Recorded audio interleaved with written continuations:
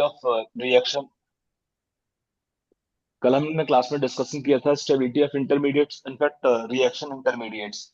कोई भी जब रिएक्शन होती है तो क्या होता है, इसमें ओल्ड बॉन्ड ब्रेक होते हैं और नए बॉन्ड बनते हैं। तो जब ओल्ड बॉन्ड ब्रेक होते हैं तो क्या बनता है, they will form the reaction intermediates. तो उन्हीं का ये बड़ा इंपॉर्टेंट टॉपिक है। जब क्वेश्चन आप पढ़ेंगे आगे, अब रिएक्शन पढ़ेंगे और हम जब रिएक्शन का मैकेनिज्म डिस्कस करेंगे तो ये पॉइंट काम आएगा आपको। क्या आएगा काम इसमें कि कोई रिएक्शन जब हो रही होती है, कोई जब रिएक्शन हो रही होती है तो they will break old bonds and form new bonds. तो the formation of intermediates normally decide the compound reactivity. जल्दी बनेगा रिएक्शन इंटरमीडिएट, लेट बनेगा या उसका स्टेबिलिटी कम है कि ज्यादा है, उससे हमें रेट ऑफ रिएक्शन को कंपेयर करने में हेल्प मिलती है। You can compare rate of reaction के तीन चार कंपाउंड मिलते हैं, बड़ा क्वेश्चन कॉमन है कि आपको देगा तीन चार कंपाउंड देगा, चार कंपाउंड तो मिलते ही कॉमनली है। With the reactivity order for SN1 mechanism, SN2 mechanism, E1 mechanism, E2, जो भी आपको रिएक्शन आती है उनमें आपका जो this part is playing very important role. कल हमने क्लास में कुछ पॉइंट डिस्कस किए थे कि लाइक कार्बोकेटाइंस और कार्बेनाइंस।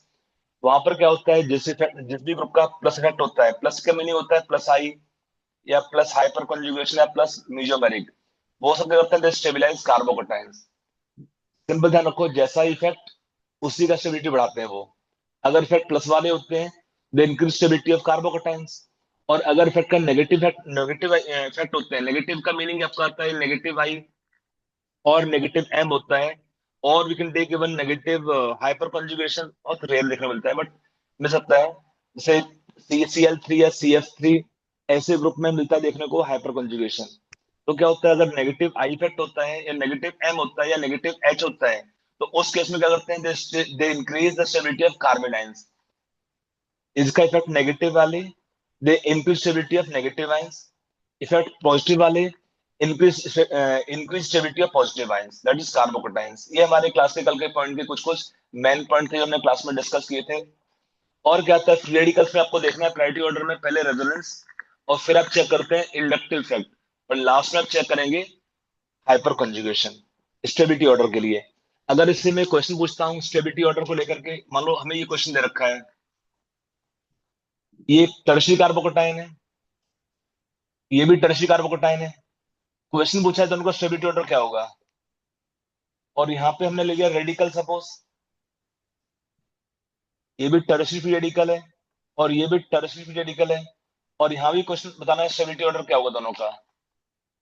और two intermediate, what is stability order, can you tell.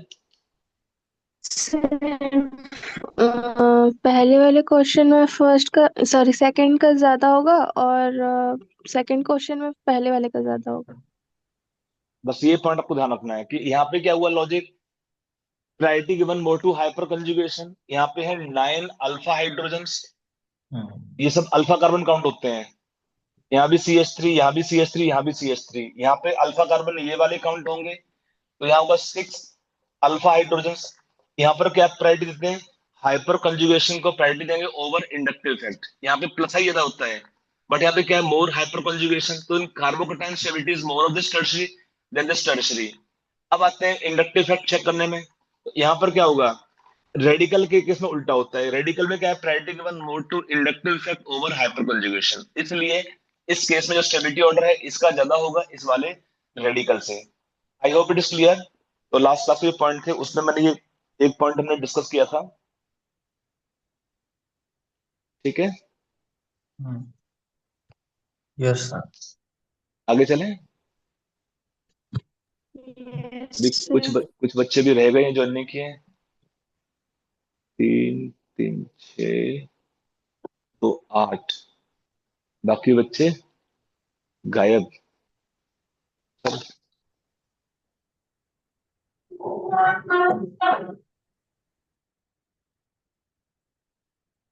तो अगला हम पॉइंट क्लास में डिस्कस कर लेते हैं, स्टेबिलिटी ऑफ कार्बो रेडिकल के बाद नेक्स्ट आएगा इसमें थोड़ा सा टर्म है कार्बीन्स इंटरमीडिएट। कार्बीन्स का थोड़ा सा लेते हैं इंट्रोडक्शन, बिकॉज कार्बीन्स रिएक्शन में बहुत यूज होते नहीं है।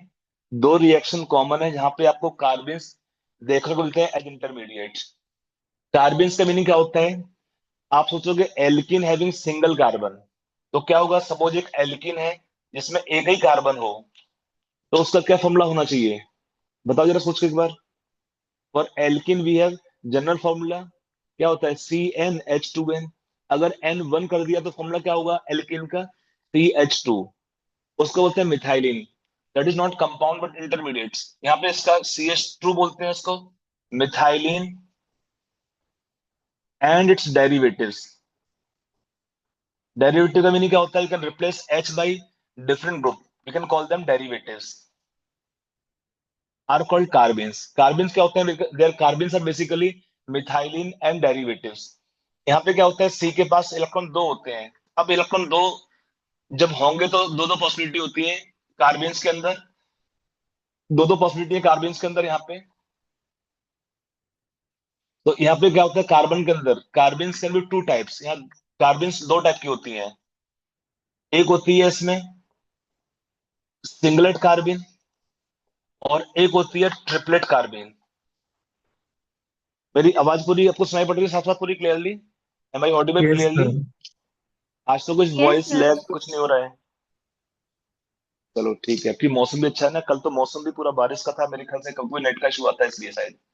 मैंने देखा नॉर्मली जब वेदर क्लियर होता है तो ऑडियो वीडियो प्रॉब्लम नहीं आती है, बट वेदर खराब होता है तो डिस्टर्बेंस आती है ऑडियो वीडियो में। चलिए कंटिन्यू करते हैं। तो सिंगलेट कार्बन का मीनिंग क्या होता है, व्हेन इट इज सिंगलेट कार्बिन, यहाँ पर क्या होता है, सी के पास दो इलेक्ट्रॉन होंगे, दोनों कहाँ होते हैं, single orbital, same orbital. We can write this way और दिस वे। इलेक्ट्रॉन पेयर होगा कहाँ पे, सिंगल सेम ऑर्बिटल। यहाँ पर क्या होता है, सिंगलेट कार्बन के अंदर कार्बन क्या होते हैं, sp2 हाइब्रिडाइज। यहाँ पे दो बॉन्ड बन गए, H हो या कोई भी ग्रुप हो तो इसको तुम sp2 हाइब्रिडाइज। सिंगलेट कार्बन बोलते हैं, sp2 हाइब्रिडाइज बोलते हैं सिंगलेट कार्बन। और हाइब्रिडाइजेशन में sp2 होता है, एक लोन पेयर है, दो बॉन्ड पेयर होंगे। ये है सिंगलेट कार्बन का मीनिंग। सिंगलेट क्यों बोलते हैं इनको मैं, सिंगलेट का बोलने का रीजन होता है कि हम एक टर्म होती है कैलकुलेशन ऑफ स्पिन मल्टीप्लिसिटी, कितनी होती है इसमें, अगर हम निकालते हैं फॉर्मूले से, 2 × mod s+1। s क्या होता है, टोटल स्पिन। और यहाँ पे how to find total spin, number of unpaired electron into half करते हैं। बट यहाँ पे क्या, जीरो इलेक्ट्रॉन अनपेड तो s जीरो हो जाएगा। तो अगर ये s जीरो हो गया तो कितना का वैल्यू 1 आता है। They have the value of spin multiplicity 1। So we call them singlet carbene, इसलिए नाम होता है सिंगलेट कार्बिन। एक होता है ट्रिपलेट कार्बिन, वो क्या होते हैं, ट्रिपलेट में क्या होता है, दो इलेक्ट्रॉन होंगे कहां पर, इन सेपरेट अनहाइब्रिडाइज और p ऑर्बिटल्स। अगर इसमें ऐसे शो करता हूं, two electrons occupying separate unhybridise p orbitals. मतलब इसमें जो बॉन्ड बनते हैं वो बनते हैं स्टार्टिंग के, आप मान सकते हो s और p हाइब्रिडाइजेशन इन्वॉल्व होता है, तो दे हैव sp हाइब्रिडाइजेशन। और यहाँ पे इलेक्ट्रॉन दो अनपेड होते हैं, तो इनको होता है ट्रिपलेट कार्बिन। ट्रिपलेट बोलने का रीजन क्या होता है, आप सोचो again calculation of spin multiplicity, कितना है इस केस में, स्पिन मल्टीप्लिसिटी कैलकुलेशन करोगे तो 2 × कितना होगा, एस का वैल्यू, दो इलेक्ट्रॉन अनपेड है, what is total S, spin half into two करोगे तो 2 × 1 + 1, ये 3 आता है। Since the value of spin multiplicity is 3, तो we call them triplet carbene. ये आता है रीजन की why we call them singlet और ट्रिपलेट। तो उसका लॉजिक आता है from their value of spin multiplicity, जिसकी वैल्यू आती है 3, तो ट्रिपलेट 1, तो सिंगलेट कार्बिन। ठीक है। अब एक्चुअल में क्या होगा यहाँ पे, अगर आपको वो सोचना है तो,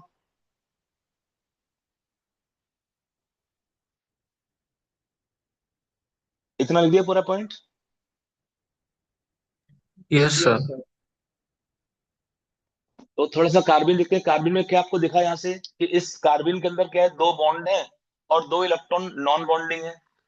इलेक्ट्रॉन जो नॉन बॉन्डिंग होते हैं they can either occupy sp2 orbital, और they also may be occupying unhybridized p orbitals. यहाँ दो दो पॉसिबिलिटी है। तो बट एज ए होल कुछ पॉइंट देखते हैं कार्बिन्स के बारे में, then can take difference also कि दोनों में क्या डिफरेंस है।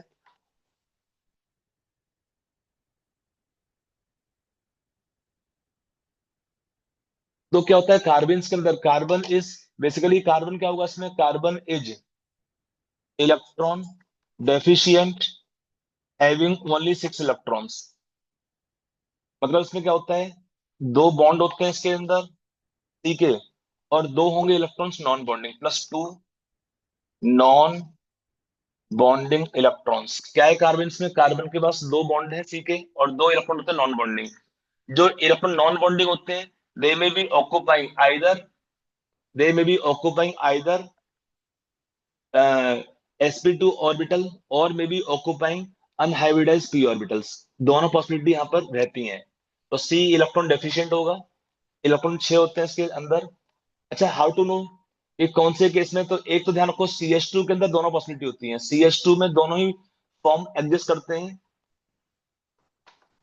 लेकिन अगर आपको दिया होता है CH2, तो यहाँ पे क्या होता है, CH2 means X can be और हैलोजेंस। हैलोजेंस या मोर इलेक्ट्रोनेगेटिव एलिमेंट बोल सकते हैं। तो CH2 क्या होते हैं, दर ऑलवेज सिंगलेट कार्बन, फिर ऑलवेज सिंगलेट कार्बिन्स। जब आपके डाइहेलो इनऑर्गेनल डाइहेलो कार्बिन्स, आपके जो दो रिएक्शंस यूज होनी है उसमें यही यूज होने हैं, they are dihalo carbenes, they are always singlet carbene, always singlet होते हैं। डायलो कार्बिन सिंगलेट क्यों होते हैं, इलेक्ट्रॉन दो अनपेड होंगे, सॉरी दो होते हैं कहाँ पे, इन sp2 ऑर्बिटल। लॉजिक क्या होता है, कल आपसे मैंने कहा था, एक होता है modified bent rule, chemical bonding का पॉइंट होता है। अगर सराउंडिंग एटम हैलोजेंस होते हैं या ज्यादा इलेक्ट्रोनेगेटिव होते हैं, तो क्या करते हैं वो, on the carbon they induce sufficient delta positive charge. तो when carbon is more electron deficient, it have more attraction for the electrons, तो इलेक्ट्रॉन खींच लेता है। और क्या होता है खींचने से, जो एस और पी वाले होते हैं और पास आते हैं। और फिर क्या होता है, जब पास आएंगे तो एनर्जी गैप कम होता है एस और पी के बीच में। जब एनर्जी गैप कम होगा एस और पी के बीच में, तो क्या होता है, उनकी ओवरलैपिंग या इंटरमिक्सिंग होना आसान होता है, इजी होता है। तो व्हेन इंटरमिक्सिंग और ओवरलैपिंग विल बी इजियर, तो क्या होगा इस केस में, दे अंडरगो sp2 हाइब्रिडाइजेशन। यहाँ पर क्या होता है, एक्स कम इलेक्ट्रोनेगेटिव होते हैं, इलेक्ट्रॉन खींचना उनके लिए उतना इजी नहीं होता है। तो क्या होता है इस केस में, दोनों फॉर्म ही एग्जिस्ट कर सकते हैं, सिंगलेट भी है और ट्रिपलेट भी होते हैं। But all dihalocarbenes are existing in always singlet form. ये आपको पॉइंट ध्यान रखना है। अगर क्वेश्चन पूछा है स्टेबिलिटी ऑर्डर क्या होगा इन सिंगलेट कार्बिन्स, आपको दिया CF2, CCl2, CBr2 और CI2। CI2 तो उतना यूज नहीं होगा, बट CCl2 कॉमन यूज होना है, समटाइम्स CBr2 कैन यूज। सब सिंगलेट कार्बिन्स हैं। क्वेश्चन पूछा है इन सिंगलेट कार्बिन्स के अंदर स्टेबिलिटी ऑर्डर क्या होगा, can you guess the stability order of singlet कार्बिन्स।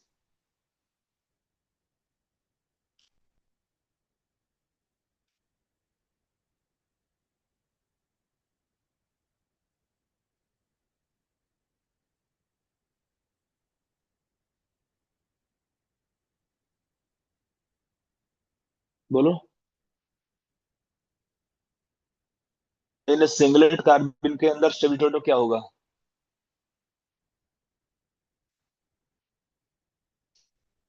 Simple point है। कोई बच्चा बोलना चाहता है इसका आंसर। यहाँ पे दो लगते हैं रीजन पॉसिबल। एक लगता है नेगेटिव इफेक्ट ऑफ फ्लोरीन ज्यादा होगा, कार्बन इलेक्ट्रॉन डेफिशिएंट है, इसका स्टेबिलिटी कम होना चाहिए। लेकिन इसका स्टेबिलिटी ज्यादा होता है, फिर इसका रीजन क्या होता है, रीजन क्या हुआ इस केस में, इसका रीजन ये होता है कि एक बैक बॉन्डिंग कंसेप्ट लगनी होती है। यहाँ पर क्या है, बैक बॉन्डिंग ज्यादा इफेक्टिव है फ्लोरीन वाले केस में। क्योंकि बैक बॉन्डिंग में क्या होता है, फ्लोरीन का 2p ऑर्बिटल इलेक्ट्रॉन देगा कार्बन को। सब में क्या है, कार्बन sp2 हाइब्रिडाइज होते हैं, they have one vacant p orbital on carbon atom. सब में C के पास एक वैकेंट p होता है। उसमें क्या होती है, बैक बॉन्डिंग होती है। किससे बैक बॉन्डिंग होगी, फ्लोरीन का लोन पेयर और कार्बन का वैकेंट p ऑर्बिटल।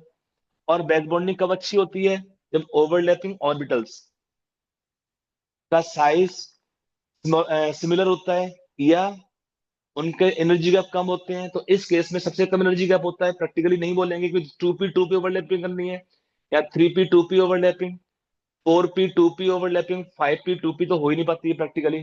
तो जितना ओवरलैपिंग पुअर होता है बैक बॉन्डिंग में, उतनी ही पुअर बैक बॉन्डिंग होती है। और ध्यान रखिएगा, back bonding is like resonance dominating over inductive effect. इसका इंडक्टिव पे बैक बॉन्डिंग विल डोमिनेट, और उससे होता क्या, ओवरऑल जो स्टेबिलिटी है वो ज्यादा होती है CF2 की, फिर इसकी, फिर इसकी, फिर इसकी। तो यहाँ पे यही बोलोगे आप, the reason is back bonding. Stability और जो ऑर्डर आता है, back bonding is more effective in CF2 and then CCl2। जितना साइज का डिफरेंस बढ़ेगा ऑर्बिटल्स का जिसमें बैक बॉन्डिंग करानी है, उतनी ही पुअर बैक बॉन्डिंग होती है, और उसका स्टेबिलिटी का ऑर्डर वैसे ही कम होता रहेगा। Are you clear? Yes sir.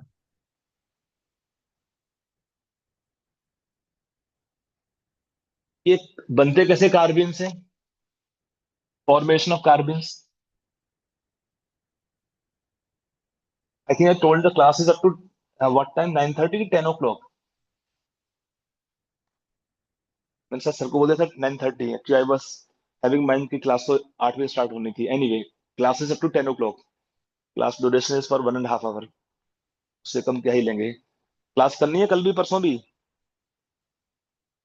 Yes sir. Yes sir. अच्छा, कल तो क्लास कर लेंगे, संडे का बताऊंगा आपको मैं।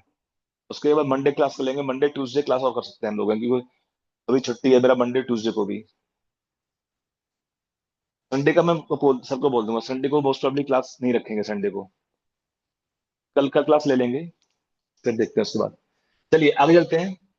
अ, देखो, जो हमारा फॉर्मेशन ऑफ कार्बिन्स, के कार्बिन्स रिएक्शन में कैसे बनते हैं, formation of कार्बिन्स।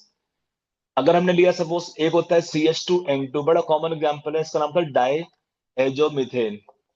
Die azo methane. ये ब्रेक होता है सनलाइट के प्रेजेंस में और हीट करने से। N2 ब्रेक होगा इसमें, और यहां बनेगा CH2। अगर आपने, एक होता है कीटीन, ये आपका कीटीन है। देखो, अगर आपका CH2 है, दोनों पॉसिबिलिटी हो सकती है इसमें। इसको भी आपने हीट किया तो क्या आएगा इसमें, CH2 प्लस CO बनेगा इस केस में। CH2 प्लस CO बनेगा इस केस में भी। अगर आप नेक्स्ट एग्जांपल लेते हैं, सपोज क्लोरोफॉर्म, ये हमारा यूज होगा 2-3 रिएक्शंस में। क्लोरोफॉर्म का रिएक्शन करते हैं NaOH में, NaOH और KOH और बेस। तो क्या होता है, OH negative ion can take hydrogen plus ion, और क्या बनता है, पहले CCl2 बनता है, और फिर यहाँ पे एक Cl नेगेटिव बाहर निकलता है, तो बनता है CCl2, डाइक्लोरोकार्बिन। डाइक्लोरोकार्बिन। ये दो रिएक्शन आपकी यूज होंगी ऑर्गेनिक केमिस्ट्री में। एक है रीमर टाइमन रिएक्शन, रीमर टाइमन रिएक्शन, और एक है हमारी कौन सी रिएक्शन है यहाँ पे, कार्बाइल अमीन रिएक्शंस। ये दो रिएक्शन में यूज होना है कार्बिल डाइक्लोरोकार्बिन का, कार्बाइल अमीन रिएक्शन। दो रिएक्शन से इसमें आपका डाइक्लोरोकार्बिन यूज होता है। अच्छा, can you tell the reaction dichlorocarbene can act as electrophile और न्यूक्लियोफाइल और both? Can you guess? Question क्या पूछेगा कि CCl2 can act as, option A होगा इसमें electrophile, nucleophile, both of these, none of these. क्या लगता है आपको? है चार ऑप्शन दे रखे हैं।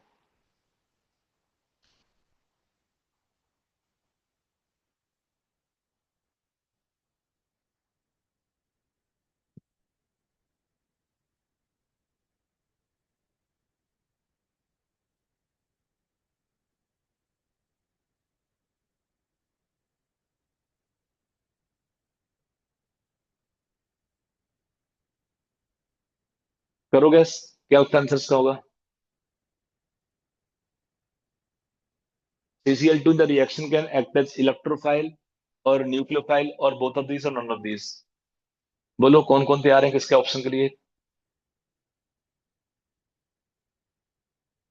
आप लोग बोला करो ना आंसर, जो भी लगता है आपको है सही गलत। सही हो गया तो बल्ले बल्ले खुश, गलत हो गया तो सीख जाओगे, हाँ ये गलती हो गई थी, याद रहेगा आगे।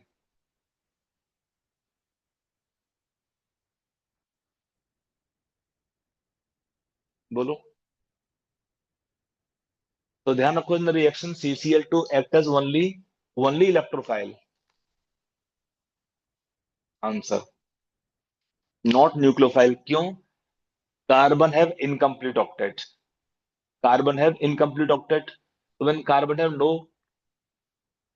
Means carbon have incomplete octet, खुद ही इलेक्ट्रॉन डेफिशिएंट है। अगर ये खुद ही इलेक्ट्रॉन डेफिशिएंट होगा तो किसी और को इलेक्ट्रॉन क्या दे पाएगा? तो it is not a nucleophile. बच्चे बोलते हैं सर लोन पेयर है तो can they act as nucleophile ना। ध्यान रखना, CCl2 in the reaction act as only electrophile. Okay. अरे कुछ बोला करो हाँ कि ना यार। लगता है कि किसको पढ़ा रहा हूँ मैं, मशीन को पढ़ा रहा हूँ क्या? आप लोग के क्या यार आवाज निकलती नहीं है क्या? बोला करो थोड़ा सा हाँ कि ना, समझ आया कि नहीं आया। आंसर पूछता हूँ, आंसर आप लोग देते नहीं हो। या लगता है ज्यादा पढ़ाई होता था छुट्टी कर दूं 3 4 दिन का? आप आराम कर लो, जब पढ़ने का मन हो तो बताना कि हाँ सर पढ़ने का मन है, क्लास ले लीजिए। Should participate in the class. थोड़े बोले बोला, बार बार बोलना चाहिए। हाँ लगो, लगता है लगी ठीक है आंसर बोलो, या बोलो सर नहीं समझ में आया, दोबारा समझा देंगे। इनका कोई formation of di means formation of some carbenes जो हमारे यूज होंगे रिएक्शंस के अंदर। तो कार्बन आपके दो टाइप के थे, इसमें मैं थोड़ा सा डिफरेंशिएट कर लेता हूँ कार्बन्स को। जो स्टेबिलिटी जो जो आपका पॉइंट आएगा, difference of carbons of two categories.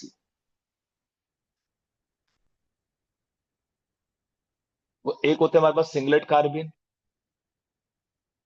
एक है ट्रिपलेट कार्बन। इनका डिफरेंस क्या क्या हुआ? यहाँ पर क्या होता है, two electrons in same orbitals, same orbitals. उससे क्या होता है इस केस में? इससे होगा क्या, इसका spin is opposite. So spin is opposite and total spin will be zero. इससे होता क्या है कि so the value of spin multiplicity, multiplicity क्या था, 2 × 0 + 1, तो 1 ही होता है इस केस में। So we call them singlet. यहाँ पे क्या होता है, two electrons in separate unhybridise, separate unhybridise p orbital. उससे क्या होगा, when we have two electrons in separate unhybridized p orbitals, then the total spin कितना है इस केस में? इलेक्ट्रॉन दो होंगे इंटू हाफ कर दिया आपने, हमें खाली मॉड चाहिए, तो ये आपका हो गया 1 हो गया। तो the value of spin multiplicity कितना है इस केस में, 2 × 1 + 1 3 आता है। तो नाम हुआ ट्रिपलेट। ये आपको ऑलरेडी पॉइंट कहा था मैंने, फिर से रिपीट कर दिया इसमें कि why we call them singlet और triplet. If it is taken suppose singlet carbon आपका दिया है मिथाइल CH2, तो यहाँ पे क्या था इस केस में, बॉन्ड एंगल कार्बन क्या होगा, sp2 हाइब्रिडाइज, और क्या है इसमें bond angles is nearly 103 degree. Logic क्या होता है, लोन पेयर बॉन्ड पेयर है, मोर रिपल्सन। तो ये कुछ पास होते हैं, कार्बन का sp2 हाइब्रिडाइजेशन में बॉन्ड एंगल होना चाहिए 120 का, उससे कुछ कम आएगा बॉन्ड एंगल यहाँ पर। और यहाँ पर क्या होता है, कार्बन इज sp हाइब्रिडाइज, और यहाँ पे इलेक्ट्रॉन कहाँ होते हैं, अनहाइब्रिडाइज p ऑर्बिटल्स। तो these will cause less repulsion, और एंगल आता है अराउंड 136 डिग्री। अगर CH2 है तो CH2 में क्या होता है, ये इतना आता है, क्योंकि ग्रुप के ऊपर है, ग्रुप का साइज बढ़ा दोगे रिपल्सन बढ़ सकते हैं। दोनों का शेप, हम इसको बेंट ही बोलेंगे शेप को, एंगुलर और bent shape. In the reaction they behave like electrophiles, they behave as electrophiles in the reactions. ये क्या होता है रिएक्शन में, they are behaving as free radicals, behave as free radicals, क्योंकि इलेक्ट्रॉन दो अनपेड होते हैं in separate orbital, separate unhybridized orbitals, the reaction behave as free radicals. They are by nature paramagnetic nature, और ये कहते हैं nature wise diamagnetic. They contain unpaired electrons, तो paramagnetic. No electron pair so diamagnetic. I hope ये point आपको पता होगा। Para और डायमैग्नेटिक कब होते हैं कंपाउंड कोई भी या स्पीसीज। सिंगलेट कार्बन क्या होता है, इट वायलेट हंट्स रूल। रहने दो उसे पॉइंट को, चल लेते हैं violates Hund's rule. It does not violate Hund's rule, does not violate Hund's rule, does not violate Hund's rule. Stability is more of triplet carbenes, they are more stable comparatively. कोई भी इसमें vacant orbital नहीं होता है तो they are more stable comparatively. और ये क्या होते हैं, लेस स्टेबल होते हैं। कार्बन है वैकेंट ऑर्बिटल, तो due to availability of vacant orbital they are more reactive और less stable. They are more reactive और लेस स्टेबल।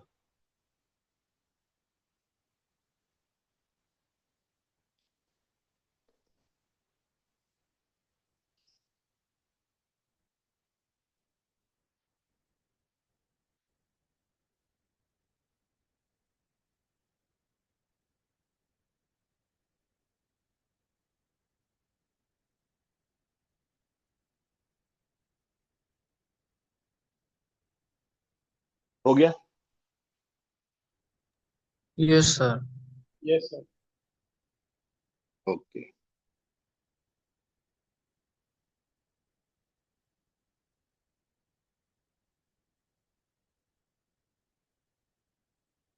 स्टेबिलिटी का आप लीजिए एक और सोच सकते हैं स्टेबिलिटी के लिए। एक तो आपने बोल दिया वैकेंट ऑर्बिटल होता है, और एक पॉइंट क्या है कि लोन पेयर होगा तो it will cause more repulsion for the bonds. तो भाई more repulsion also stability is less. यहाँ पर एक लोन पेयर होगा ना, तो उससे क्या होता है, दे will cause more repulsion for bonds. और यहाँ पे क्या है, इलेक्ट्रॉन सिंगल सिंगल होते हैं तो उससे क्या है, रिपल्सन कम होता है इनके लिए, बॉन्ड्स के लिए।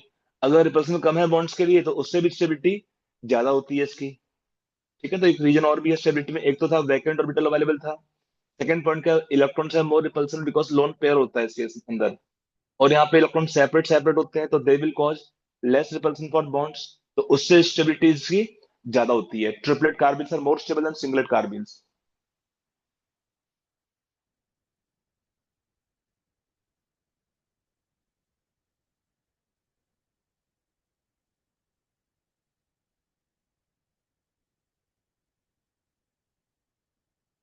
चलो एक दो पॉइंट और कर लेते हैं इसमें। क्वेश्चन अगर पूछा है कि सपोज फॉर्म करना है आपको है कार्बन्स किसी रिएक्शन में। मान लो मैंने दिया आपको सी, एच है और डी है, और यहाँ पे एक सीएल है और एक सीएल और है। इसका रिएक्शन आपने किया NaOH और OH के प्रेजेंस में, तो can you tell they can form which kind of carbene in the reaction. ये आपको दिया है, सपोज यहाँ पे सी पे एक एच है, सी पे एक फ्लोरीन है, एक ब्रोमीन है, एक आयोडीन है। तो इस केस में कौन सा हेलोजन निकलेगा फॉर्मेशन के लिए।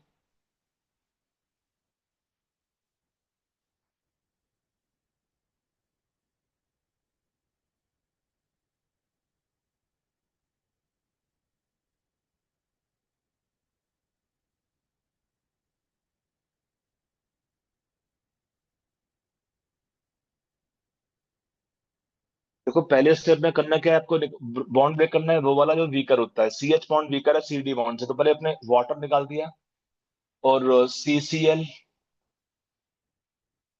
और डी, और एक आएगा नेगेटिव चार्ज। फिर क्या होता है, सीएल कोई बाहर निकलना है, डी तो बाहर निकलेगा नहीं, तो यहाँ पे ये बनेगा इसमें कार्बिन, सीएल और डी रहेगा इसके पास। इस केस में क्या होता है, मतलब एक सीएल और बाहर निकल जाएगा इसमें से। यहाँ पे क्या करना है, बेस ने यहाँ से लिया है एक हाइड्रोजन प्लस, और तो कोई है नहीं ग्रुप लेने के लिए, तो क्या आएगा इस केस में, सी पे चार्ज नेगेटिव हो गया। अब तीन ग्रुप है निकलने के लिए, आई माइनस, बी आर और एफ नेगेटिव। क्या लगता है एफ में कौन सा ग्रुप बाहर जाएगा इसमें से, कोई गेस आप लोग को आइडिया इसका। आई माइनस। यस, क्यों हो जाएगा आई माइनस। सही आंसर है, आई माइनस बाहर जाएगा इसमें से। यहाँ बनेगा इसमें सी, एक बचा रहेगा इसमें फ्लोरीन, एक रहेगा ब्रोमीन। एक पॉइंट आता है इसके अंदर है, ऐसा क्यों हुआ, एक टर्म होता है leaving group ability. Leaving group ability क्या होता है इसके अंदर है? इट इज इनवर्स, क्या बोलते हैं रिएक्शन में, a weaker base, a weaker base और a neutral molecule is good leaving group. ये जल्दी निकलते रिएक्शन बाहर हैं, good leaving group. A neutral molecule और a weaker base in the reaction is good leaving group. इनका elimination करना आसान होता है एंड स्ट्रॉन्गर बेस। आप सोचो यहाँ पे कंपाउंड दिए हैं HF, HCl, HBr, HI। हमने क्वेश्चन किया है क्लास में पहले भी, what is order of acidic strength. Then for conjugate base what is order of basic strength, उल्टा होगा। ये इसका ऑर्डर है बेसिक स्ट्रेंथ का। हमने बोला इसमें what is order of leaving group ability. Leaving ability कि रिएक्शन में कौन सा ग्रुप पहले बाहर निकलेगा।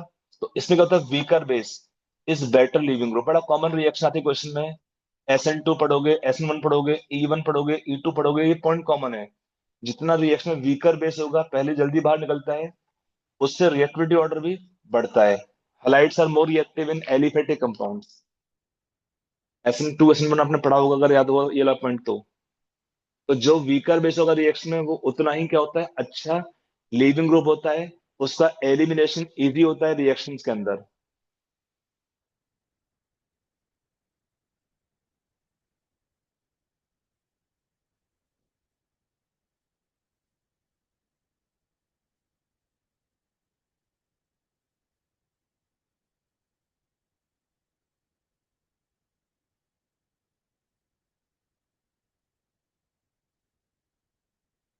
ठीक है,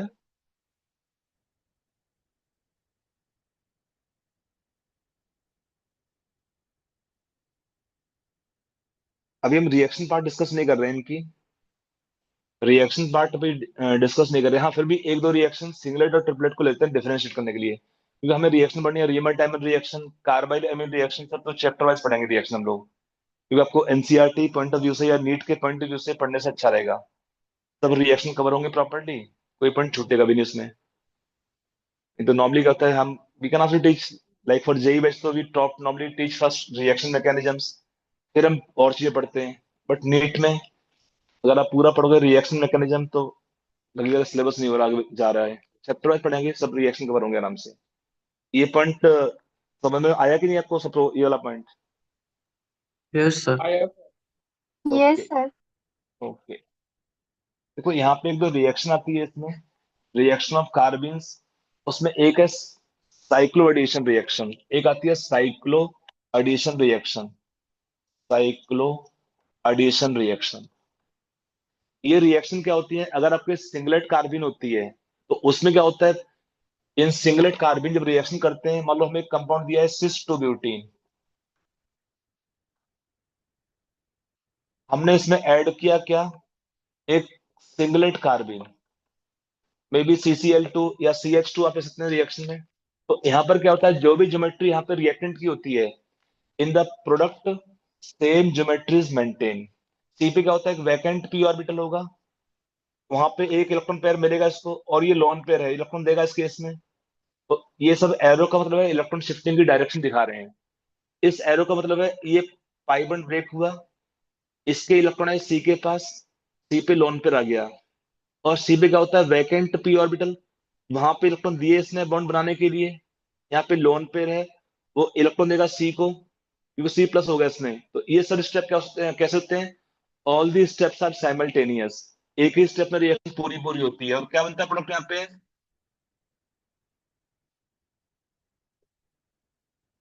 यहाँ पे CH2 आ गया, it is called cycloaddition reaction. Cycloaddition आपका हो गया इस केस में, यहाँ पे रिएक्शन में या इंसर्जन बोलते हैं CH2 का। इस केस में क्या होता है, geometry in the product is maintain, जो आपकी ज्योमेट्री यहाँ पे थी वही प्रोडक्ट में ज्योमेट्री रहती है, ज्योमेट्री में चेंज कुछ नहीं होता है।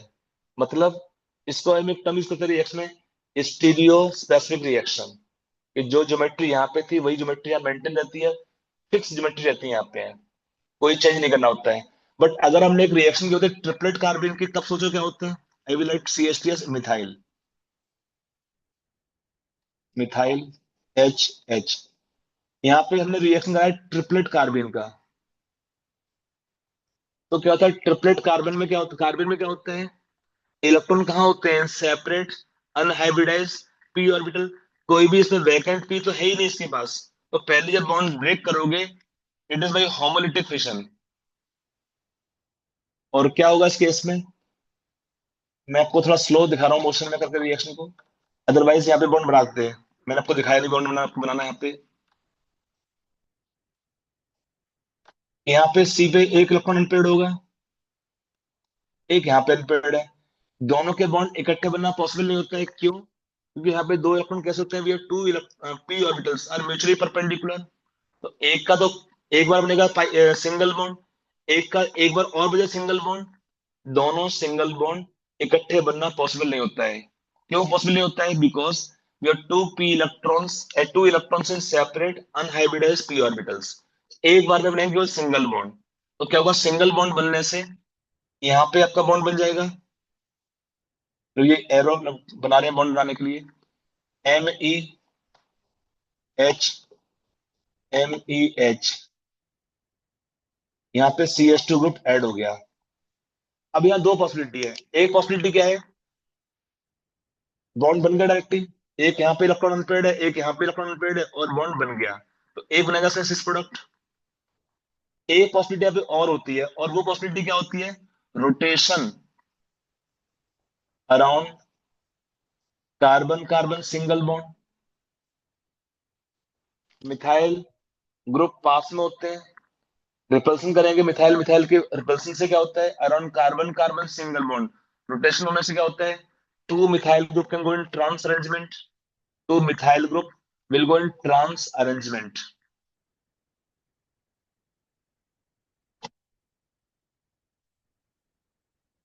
और फिर आपने बनाया बॉन्ड यहाँ पर एक, जब आप यहाँ पे बॉन्ड बनाओगे तो प्रोडक्ट क्या बनेगा इस केस में, प्रोडक्ट है ट्रांस ज्योमेट्री। मिथाइल यहाँ चला गया, तो देखो मिथाइल और एच कैसे कोई ट्रांस हो गई, तो इसको ट्रांस ही बोलते हैं। ये आपका रिंग बन गई, CH2 यहाँ पे लगा दिया। तो यहाँ पे क्या होगा, अगर आपने इसका रिएक्शन कराया किससे, ट्रिपलेट कार्बन से, तो क्या बनता है, mixture of cis and trans, we get two product. यहाँ पे यही अंतर होता है, अगर आप रिएक्शन करते हैं सिंगलेट कार्बन का, तो जो ज्योमेट्री आपका रिएक्टेंट के अंदर थी, सेम ज्योमेट्री आपको मिलती है प्रोडक्ट के अंदर। सिस में सीसी बनेगा, ट्रांस में ट्रांस बनता है केवल। बट अगर हम रिएक्शन करते हैं ट्रिपलेट कार्बन का, उस केस में क्या होता है, हमें मिलते हैं mixture of two compounds. Reason क्या है, इलेक्ट्रॉन दो दो अनपेयर्ड होंगे यहाँ पे दोनों के पास, और सिंगल बॉन्ड बनता है। तो अगर सिंगल बॉन्ड होता है, तो एक होता है फिनोमिना ऑफ कन्फॉर्मेशन, नाम सुना ना, कन्फॉर्मेशन फिनोमिना हम पढ़ने वाले हैं अगले में। तो उसकी वजह से ऐसा होता है रिएक्शन देखने को। ठीक है, यस सर। तो एक लिख लो इसको एग्जाम्पल को, अच्छा एग्जाम्पल था एक। तो इसकी रिएक्शन करते हैं, the reaction of singlet triplet carbon is called non stereo selective या नॉन स्टीरियो स्पेसिफिक। मतलब फिक्स रहेगा प्रोडक्ट में ज्योमेट्री, प्रोडक्ट में क्या होती है, ज्योमेट्री यहाँ पे फिक्स नहीं रहती है। अगर प्रोडक्ट में ज्योमेट्री फिक्स नहीं रहेगी तो उसको non stereo specific.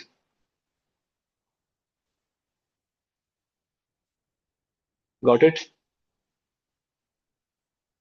Yes sir. लिख दिया पूरा। Yes sir. चलो आगे चलते हैं।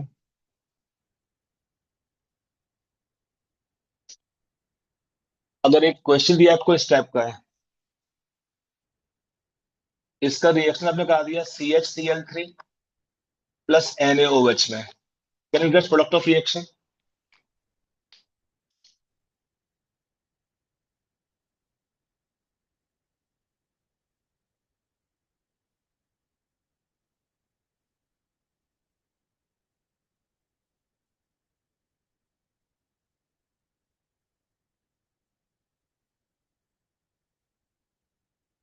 Can you get the reaction product of reaction.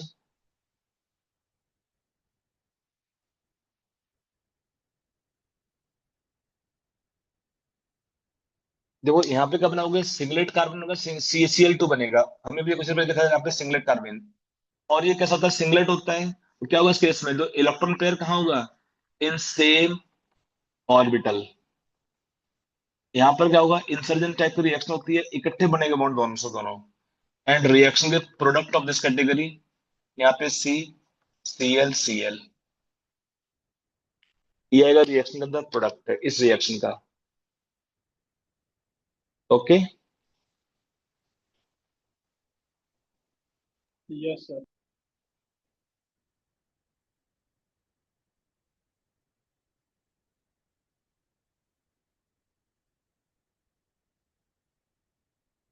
देखो इसमें और भी है आपके इंटरमीडिएट्स, जिसको हम आगे ही पढ़ेंगे।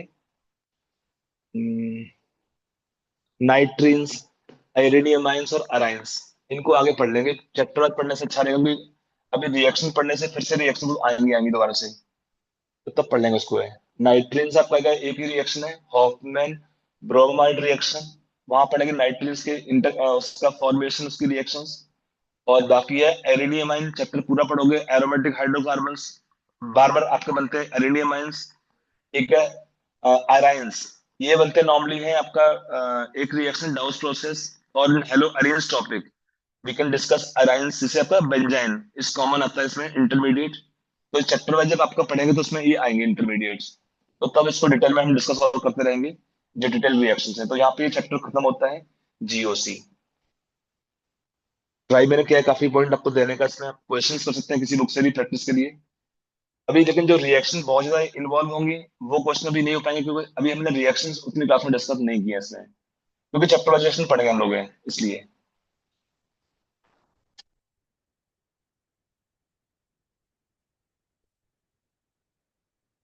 तो अगला आपका जो चैप्टर है वो है आइसोमेरिज्म।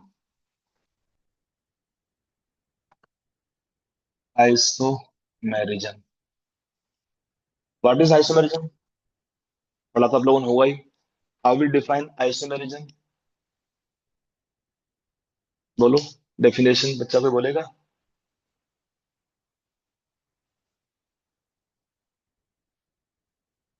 अरे बड़ा कॉमन चीज, छोटी सी पूछी आपसे।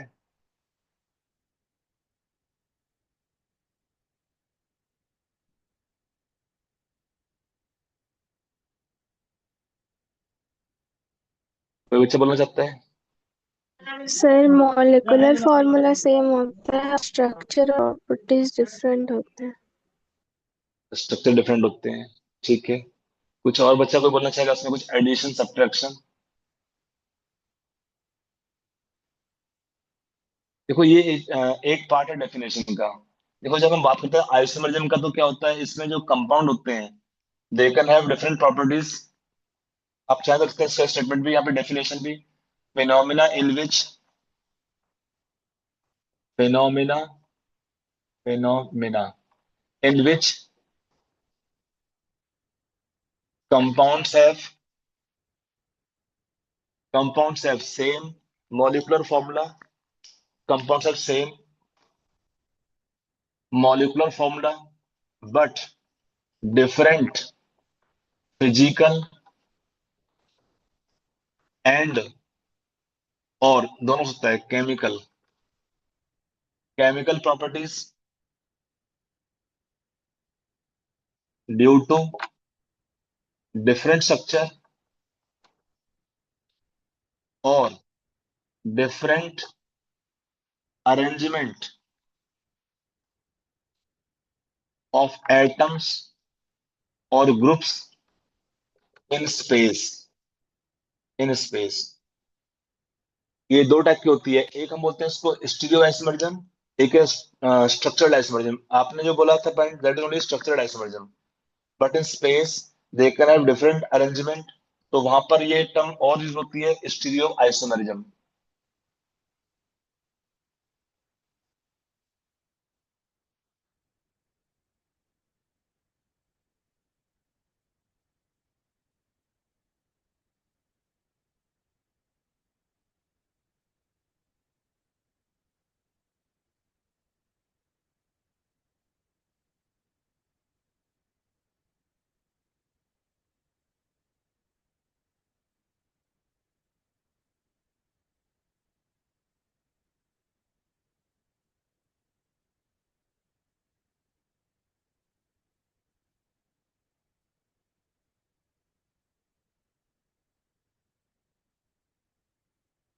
लिखा बच्चे लोग? Yes sir. अभी आपके जो आइसोमर जो है यहाँ पे हम पढ़ेंगे इसको डिफरेंट टाइप के अंदर। ये आपके दो टाइप के रखेंगे यहाँ पे। एक है structural isomerism,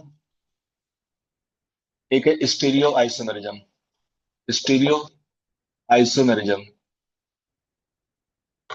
means space, space isomerism. ये भी आप करेंगे दो टाइप के आगे। एक रहेगा इसमें कन्फॉर्मेशनल, एक है configurational.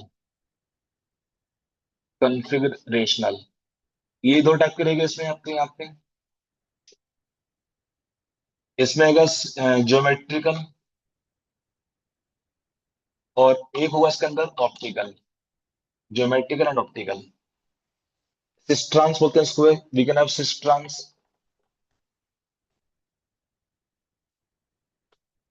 EZ, SIN, NT, they all are the category of geometrical isomerism। यहाँ पे कहते हैं ऑप्टिकल में we can take, अभी पढ़ेंगे पूरा ही, they form enantiomers which can have DL configuration। यहाँ पढ़ेंगे इसमें DL configurations, कैपिटल D और L configurations, RS configurations। वो सब पार्ट है इसका ऑप्टिकल आइसोमेरिज्म का। जो पहला पार्ट है स्ट्रक्चरल आइसोमेरिज्म, यहाँ पढ़ेंगे क्या क्या इसमें। यहाँ पढ़ेंगे chain isomerism, positional isomerism, chain positional, functional isomerism, metamerism, metamerism. फिर आप पढ़ेंगे इसमें RCI, रिंग चेन आइसोमेरिज्म। और एक पढ़ेंगे यहाँ पे टॉटोमेरिज्म। टॉटोमेरिज्म हम ऑलरेडी क्लास में डिस्कस कर चुके हैं। बट क्या होता है, टॉटोमर्स में से केवल एक ही कंपाउंड काउंट होता है in counting the number of structural isomers. कौन सा वाला? जिसकी स्टेबिलिटी ज्यादा होती है। ये टॉटोमर को काउंट नहीं करते हैं in counting the number of structural isomers. क्यों? They are not very stable. एक ही फॉर्म स्टेबल होती है, जो भी स्टेबल है वही फॉर्म काउंट होती है in counting the number of structural isomers.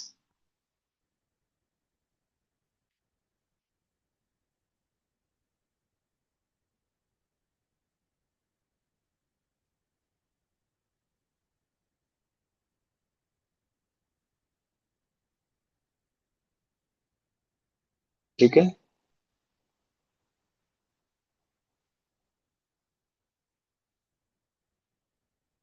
तो पहला करना शुरू यहाँ पे। फर्स्ट पढ़ेंगे स्ट्रक्चरल आइसोमर। ये तो हम निपटा देंगे, छोटा जल्दी स्मॉल करके खत्म करके इसको। मैन आपका है ऑप्टिकल में, बच्चों को प्रॉब्लम होती है।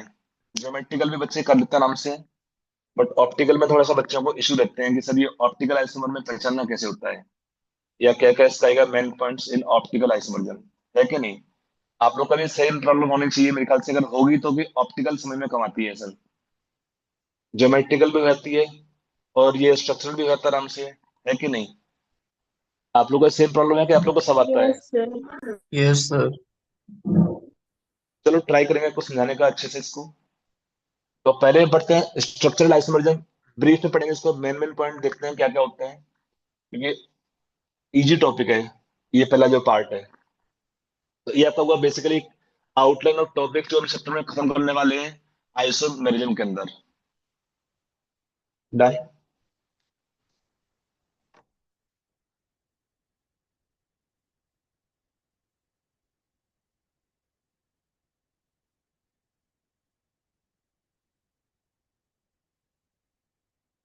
तो चलते हैं, इसमें पहला पढ़ेंगे चेन आइसोमेरिज्म। फर्स्ट पढ़ेंगे इसमें chain isomerism.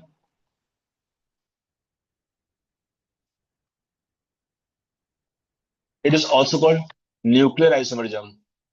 Nuclear isomerism, chain और न्यूक्लियर एक ही बात है। क्या होता है चेन आइसोमेरिज्म में? चेन में क्या होता है, कंपाउंड और आइसोमर है सेम, मॉलिक्यूलर फॉर्मूला, फॉर्मूला का सेम होता है। They have different arrangement of carbon chains, different arrangement of carbon chain. Carbon chain में डिफरेंट होती है। इसका मीनिंग क्या होता है? They can have different main chain equal MC, और साइड चेन SC, और both chains can be different. Both chains. They can have different main chain or different side chain, or they can have both chains different. So different main or side chain or both chain can be different. ये इनका basic point होता है। और क्या होता है? They have same nature of functional group. Change नहीं होना चाहिए। Same nature of functional group in the isomers और डबल बॉन्ड और ट्रिपल बॉन्ड्स।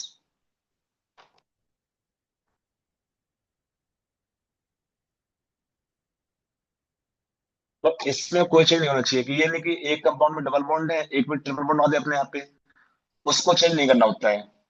तो अगर ये कंडीशन फुलफिल होती हैं तो क्या होता है? Compound will show chain isomerism. Compound show chain isomerism. आप सोचो एग्जांपल दिया है, एक आपका हुआ एग्जांपल ये वाला एन ब्यूटेन और contain isobutane, example of chain isomers. ये भी examples. If I suppose to एक फॉर्मूला दिया C5H12, can it have how many chain isomers? आपको दिया pentane, pentane can have how many chain isomers? बताओ जरा, सोच के गैस करके निकाल के।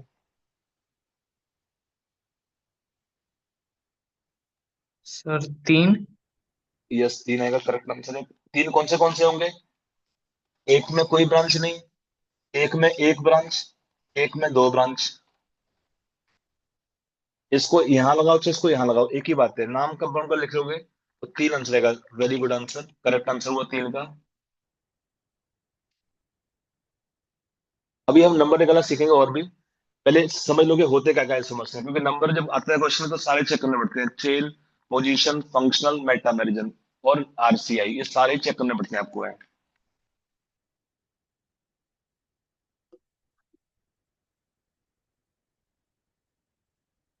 हमने कहा कि they have different main chain और साइड चेन और बोथ चेन्स, ये तीनों डिफरेंट हो सकते हैं।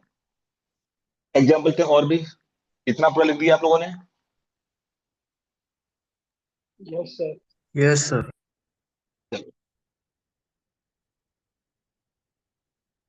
इसी में एग्जाम्पल और लिखते हैं चेन आइसोमेरिज्म के। यहाँ पे दिया है सपोज, एक हमें कंपाउंड दिया है ये वाला, एक हमें कंपाउंड दिया है ये वाला। ये भी हम काउंट करते हैं किसमें? रिंग चेन आइसोमेरिज्म में। यहाँ पे क्या है? Main chain have how many carbon atom? 6 carbon. और क्या है? साइड चेन में 0 कार्बन है ही नहीं कोई साइड चेन।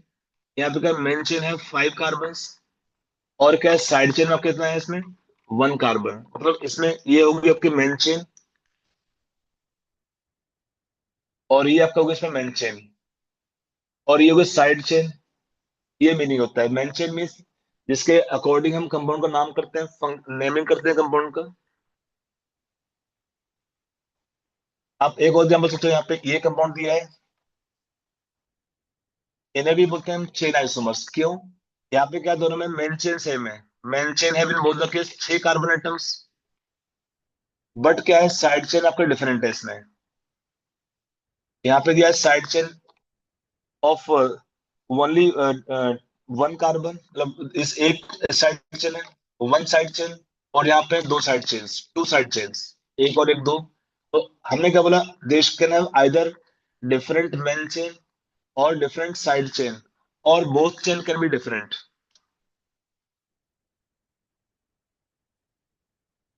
सोचो एग्जांपल अगला वाला।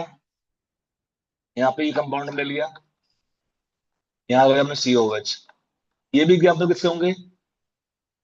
Of chain isomerism. क्यों? 1 2 3 4 कार्बन में 4 एटम है, 1 2 3, 3 एटम कार्बन में है, तो मेन चेन में 3 एटम है, यहाँ पे 4 एटम है। There are also examples of functional isomers. Sorry, they are the examples of chain isomers. अभी हम सारे एग्जांपल देख रहे हैं यहाँ पे। टेबल क्या होता है? मेन चेन पूरी सेम है। और एग्जांपल लेते हैं यहाँ पे समझने के लिए।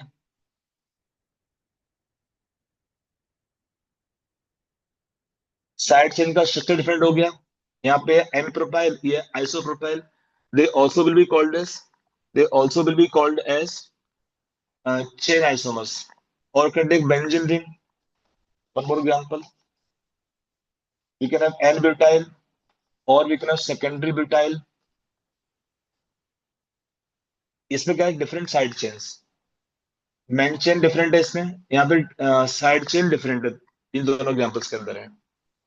ये सब हो गए एग्जांपल्स ऑफ इसके, examples of chain isomerism. I hope it is clear. They can have Yes, sir. different main chain, different side chain, or they can have both chains can be different। ये सब examples हैं किसके, इसी के।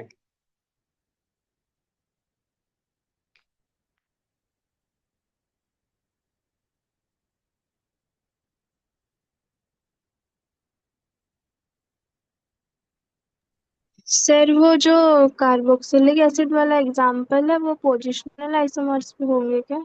नहीं नहीं, only chain. जहां पे चेन है वहां पोजीशन कभी नहीं होता है, ध्यान रखना। अभी आ रहा हूँ उस पॉइंट पे, बड़ा इंपॉर्टेंट पॉइंट आपने पूछा है कि जिस भी कंपाउंड में, मतलब किसी भी कंपाउंड में chain and position isomerism can not exist simultaneously. क्यों? क्योंकि चेन के लिए क्या होती है, डिफरेंट चेन होना चाहिए, आइदर मेन चेन और साइड चेन या बोथ चेन्स। और क्या होता है, for position they should always have different chains, sorry same chain. तो सेम चेन, दोनों सेम चेन होनी चाहिए, साइड चेन भी सेम होना चाहिए और मेन चेन सेम होना चाहिए। अभी आ रहे हैं पॉइंट पे।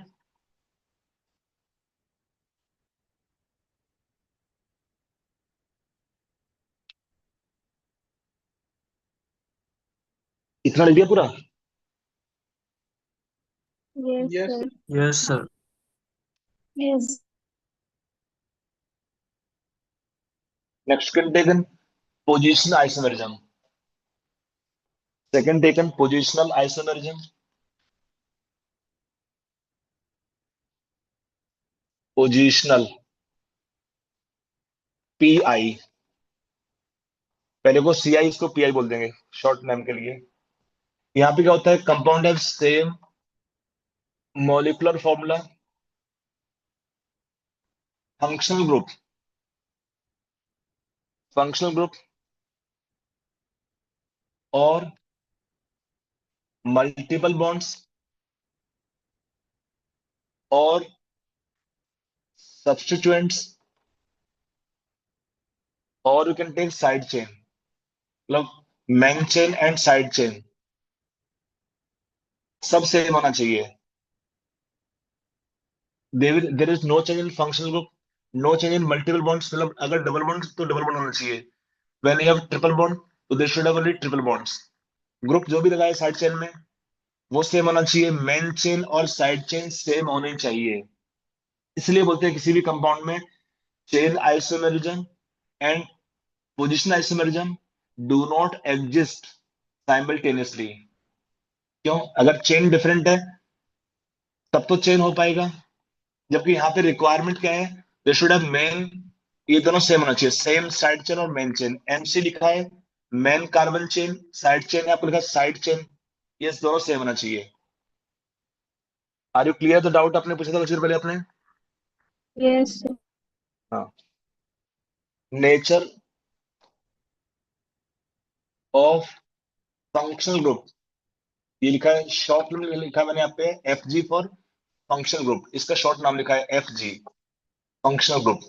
ये सेम होना चाहिए कंपाउंड में, साइड चेन हो मेन चेन ये सब सेम होना चाहिए कंपाउंड में। केवल क्या होता है, they only differ in position, they differ only in position, only in position of either functional group और मल्टीपल बॉन्ड, केवल ये डिफरेंट होता है। They differ only in position of functional group और मल्टीपल बॉन्ड्स। एग्जाम्पल क्या कहेगा इसमें आएगा, समझ, suppose we take 1 butane 2 butane, the very common examples. आगे एग्जांपल इसके यहाँ पे क्या है, more examples, let's say you can write here CH2 double bond CCl2 and CH2 CH ClCl2 करना होगा यहाँ पे, डोंट एक कर दो उसमें। ये भी एग्जाम्पल होगा इसमें इसी के। We can have chlorobenzene, dichlorobenzenes, ortho dichlorobenzene, meta dichlorobenzene और para dichlorobenzene. Example of position isomerism.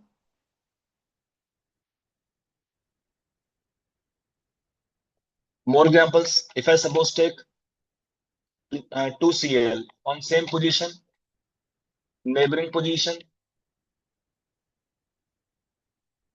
ये तीन आपको बनेंगे इस केस में, they can form three position isomers. और example can take here COOH, Cl and COOH, यहाँ पे Cl लगा दिया, 3 क्लोरो ब्यूटेनोइक एसिड या 2 क्लोरो ब्यूटेनोइक एसिड। ये सब एग्जाम्पल्स हैं किसके? Examples of positional isomerism.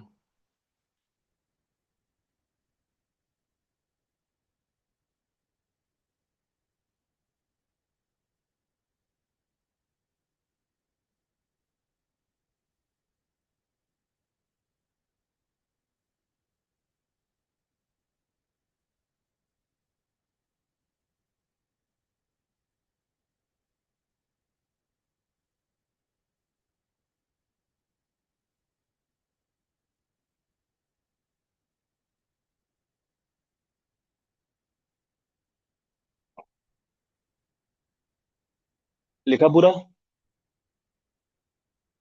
Yes sir. Yes sir.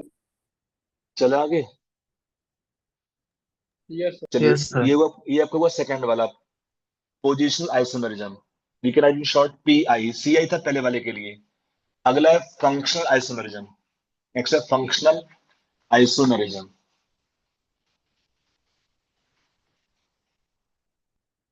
Question इकट्ठे करेंगे क्योंकि क्वेश्चन जब आता है ना कि फाइंड नंबर ऑफ आइसोमर, तो आपको सारे पॉइंट चेक करने पड़ते हैं। अभी तो खाली मतलब टाइप जान लो और उनका रिलेशन। आपका नेक्स्ट पढ़ेंगे यहाँ पे कौन सा, फंक्शनल आइसोमेरिज्म। थर्ड है functional isomerism, FI। Functional isomerism, यहाँ पर क्या होता है, isomers have same molecular formula, ये सेम होता है। दे हैव डिफरेंट फैमिली और कैसे functional group. Functional group different होगा इस केस में। डिफरेंट फैमिली और डिफरेंट फंक्शनल ग्रुप होते हैं इसके अंदर। लाइक फॉर्मूला दिया आपको है, suppose CnH2n+2O, they can be alcohols और ईथर्स। कैसे वाले? Which are saturated. CnH2nO, compound क्या होगा इस केस में? They can be common aldehydes, ketones, और वी कैन टेक एल्कीन्स, एल्कीनॉल्स हम हो सकते हैं इसको, इनॉल्स नहीं, एल्कीनॉल्स, एल्कीन हो सकता है। और we can have cyclic ethers. ये डिफरेंट पॉसिबिलिटी हम पढ़ेंगे यहाँ पे। CnH2nO2, they can belong to the common category carboxylic acids and esters। इनकी क्लास कॉमन है इसमें। बाकी हम और सोच सकते हैं बट ये कॉमन कुछ एग्जांपल दे रहा हूँ समझने के लिए। We can have CnH2n can be alkenes and cycloalkanes। They also can be called as functional isomers, but इनका हम एक नाम आता है रिंग चेन। इनका नाम एक कॉमन आता है, we also call them ring chain isomers। एक ओपन चेन है, एक साइक्लिक है, तो इसके लिए जो कॉमन टर्म यूज होती है वो होती है रिंग चेन आइसोमर्स और आइसोमेरिज्म। CnH2n-2, तो ये हो सकते हैं अल्काइन हो सकते हैं इस केस में, एल्काइंस, एल्काडाइइन्स और साइक्लोएल्केन्स। उनका फॉर्मूला ये होता है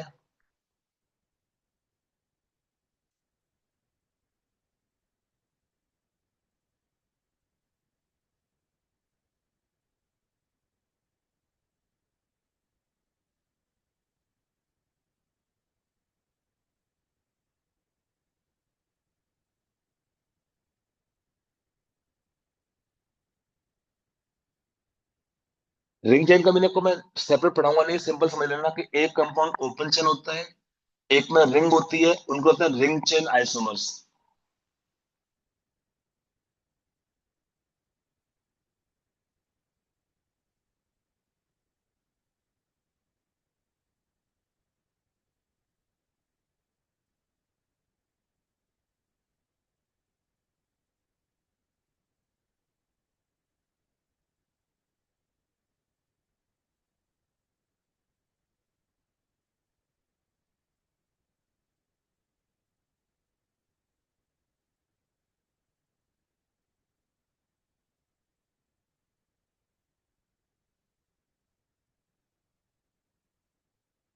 लिख दिया पूरा इतना? Yes sir. चलो,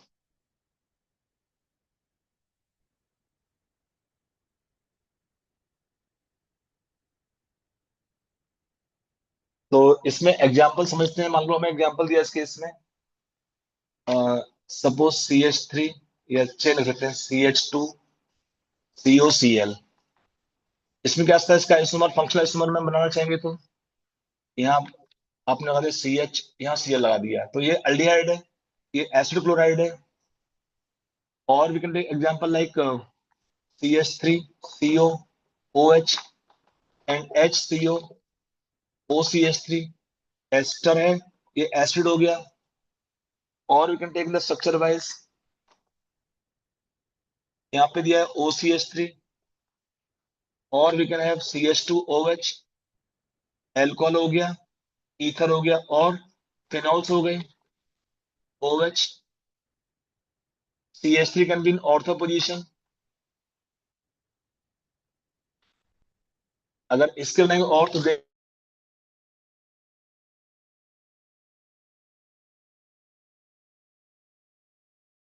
सर डार्क हो गया है, बोर्ड नहीं दिख रहा।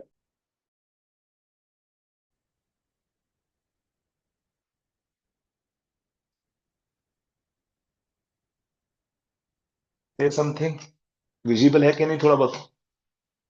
हाँ सर, हाँ सर, अभी विजिबल है। फिर काम चला लो, लाइट कट हो गई है।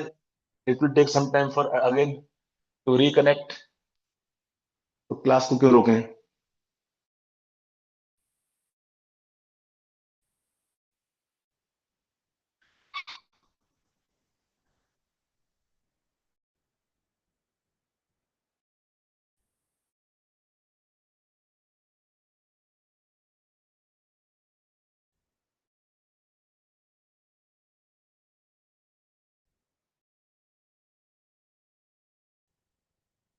मेरा से नहीं चल पाएगा? आप यार बोलते नहीं है, पूछता हूँ कि आवाज आ रही है, नहीं आ रही है? हाँ सर, यस। आवाज आ रही है। Yes sir. इससे यस सर। काम चल पाएगा? काम चल पाएगा कि नहीं चल पाएगा थोड़ी देर के लिए, और 1-2 मिनट्स? चल जाएगा सर, यस चल सर, जाएगा। चल चला, जाएगा। चला लो फिर थोड़ी देर के लिए, जब तक लाइट नहीं आ रही है। हाँ, जनरेटर चल गया।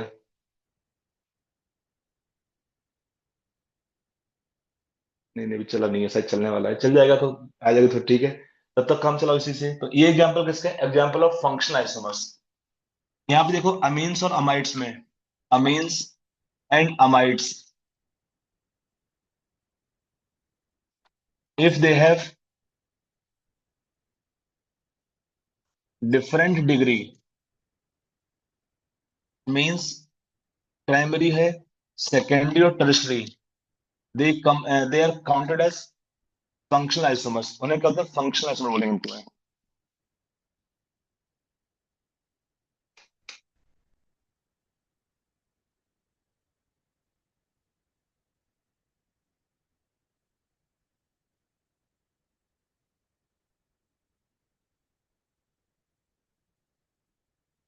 We will call them functional isomers. अगर डिफरेंट डिग्री होगी तो फंक्शनल आइसोमर बोलेंगे उसको है। मतलब एक आपको अमीन दो दिए हैं या तीन दिए अमीन्स, एक प्राइमरी मीन है और एक सेकेंडरी मीन है।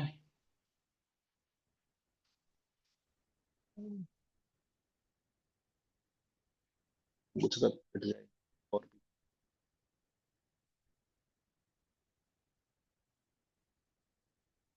अभी कुछ लाइट का रिफ्लेक्शन तो नहीं आ रहा बोर्ड पे?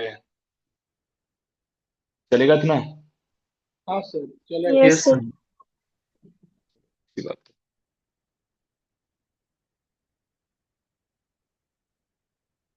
तो जनरेटर चल रहा है तो सामने की लाइट लगानी पड़ती है, नहीं तो बैक लाइट से नहीं आती रोशनी, उसका रिफ्लेक्शन लाइट का।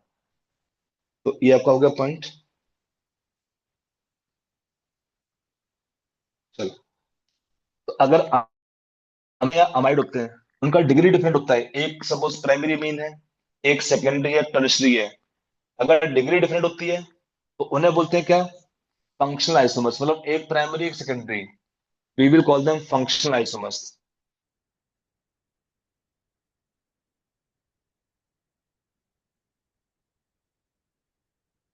ठीक है। Now next one taken is metamerism. अभी क्वेश्चन करेंगे इकट्ठे मिला के तो आपको और क्लियरिटी आएगी इसमें। जब पूछता है रिलेशन क्या है आइसोमर के अंदर, एग्जाम में क्वेश्चन कैसे पूछता है, आपको देगा दो तीन देगा आइसोमर, पूछता है इनमें रिलेशन क्या है, एक तो ये क्वेश्चन। एनसीईआरटी में तो उन्होंने क्या ही बोला है, आधा पेज भी नहीं दिया है आइसोमरिज्म को है, बहुत हल्का सा देके छोड़ दिया क्लास में उनके बुक में। ट्वेल्थ में इन हेलो एल्केन्स उन्होंने कुछ कुछ पार्ट मेंशन किया है regarding optical isomerism.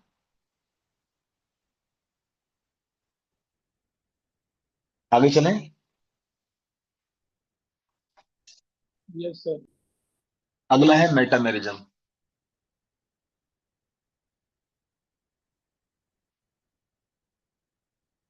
Metamerism मीजोमेरिज्म same नहीं है भाई। अगला है मेटामेरिज्म।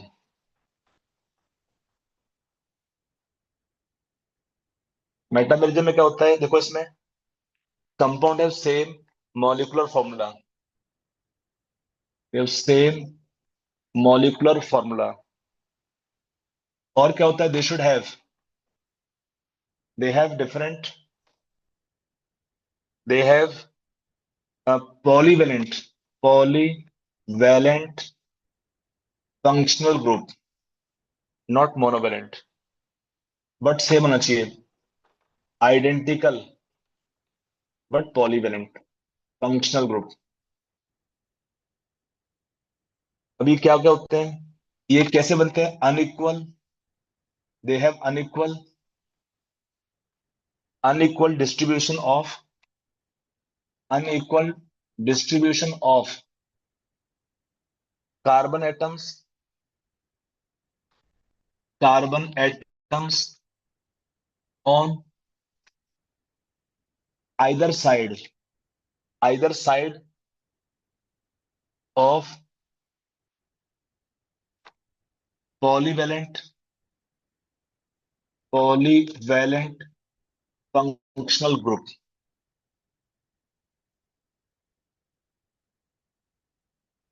ठीक है ना? तो इसमें क्या होता है, जो जो साइड चेन होती है उसमें जो on either side we have the chain, we can have unequal distribution, or they can have different kind of arrangement of carbon chain on either side of functional group. We can call them functional isomers. देखो example क्या था इस केस में, एक term है what is monovalent, monovalent functional group. कौन से होते हैं मोनोवेलेंट वाले? एग्जांपल है OH, SH, ये एग्जांपल है मोनोवेलेंट के। एग्जांपल क्या है पॉलीवेलेंट के? ईथर्स। मैं थोड़ा सा लिख देता हूँ एग्जांपल, कौन से एग्जांपल आएंगे। Examples of polyvalent functional groups क्या क्या होंगे इस केस में? आप सोचो ईथर्स, ईथर आप कहेंगे इसमें, we can have thioether, RSR, we can have the reaction esters, we can have in the reaction sulphonate ester, sulphonate छोड़ दो, कोई कभी तो पूछेगा नहीं नीट में। तो anhydrides, we can have amides और अमीन्स। कौन से वाले? या तो सेकेंडरी होंगे या टर्शरी होंगे, प्राइमरी नहीं करते शो ये वाला। अमाइड या अमीन्स दोनों में, प्राइम सेकेंडरी और टर्शरी अमाइड्स और amines can show this metamerism.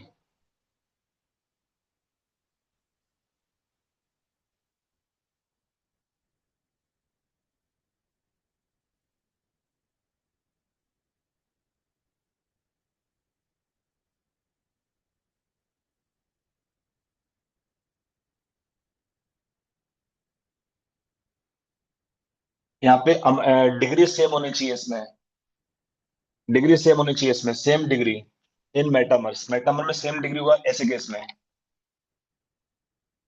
Same degree in metamers. अगर डिफरेंट डिग्री होगी then we will call them functional isomers. Degree same होगी तो हम बोलेंगे इनको मेटामर्स। डिग्री सेम तभी बोलेंगे मेटामर्स। एग्जाम्पल सोचो यहाँ पे,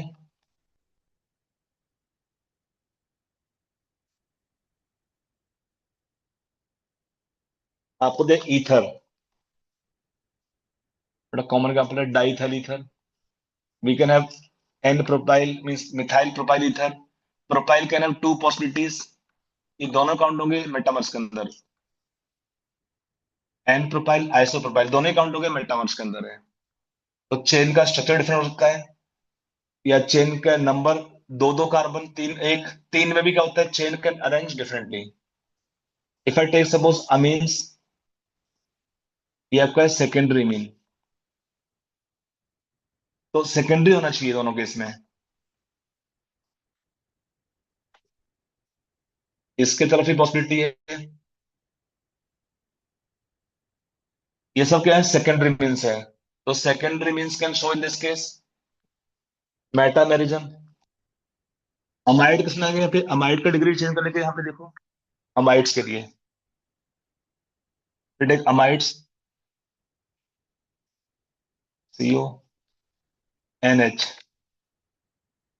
यहाँ इथाइल लगा दिया आपने यहाँ पे, सीओ एन एच, यहाँ खाली मिथाइल रह गया, N ethyl propanamide, N methyl butanamide, तो we can call them what, metamers. इन्हें हम क्या बोलते हैं, मेटामर बोलते हैं इनको है। They all examples of metamers.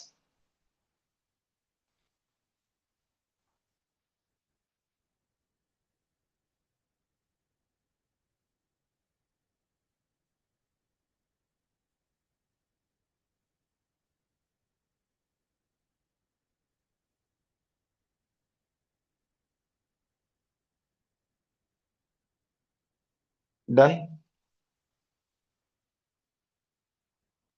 Yes Yes, sir. ठीक है,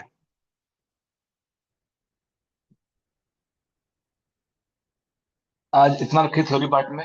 कल क्वेश्चंस कल डिस्कस करेंगे पे मिला के सारे पॉइंट्स को। ये इंट्रोडक्शन आपका हो गया ऑफ स्ट्रक्चर चेन, आरसीए लिखा नहीं है, और टॉटोमर में ऑलरेडी पढ़ चुके हैं। अब क्वेश्चन आते हैं कि नंबर ऑफ आइसोमर निकालते कैसे हैं डिफरेंट कंपाउंड्स के लिए। आपको मैं एक दो होमवर्क दे रहा हूँ क्वेश्चन के लिए, एक क्वेश्चन दे रहा हूँ होमवर्क के फॉर्म में, लिखो इसको आप। एक ही क्वेश्चन दे रहा हूँ, find total number of structural isomers of formula C4H8O।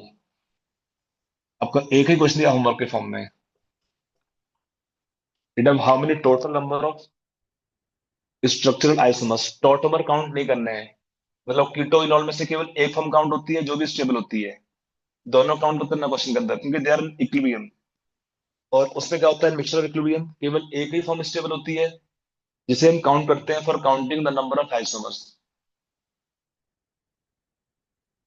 ठीक है, तो इतना लिख लिया था आपने। अब इसके क्वेश्चंस हम क्लास में कल कर लेंगे, और कल देखते हैं फिर नेक्स्ट। कल का टाइम क्या रखें क्लास का, 8 के 8:30? कल क्लास फिजिक्स का है क्या?